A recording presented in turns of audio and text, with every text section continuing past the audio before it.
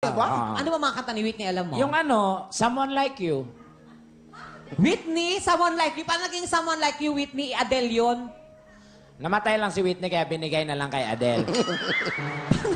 Paano naging kanta? Paano yan Someone Like You? Adele. Paano? Never mind, I'll find someone like you. Hey, Whitney. Paano naging Whitney yun? Never mind, I'll find someone like you. Oh. I wish nothing. Someone like you. Hindi bagay sa iyan eh. Si Celine Dion talaga ang kaboses mo eh. Anong kanta ng Celine Dion? No special.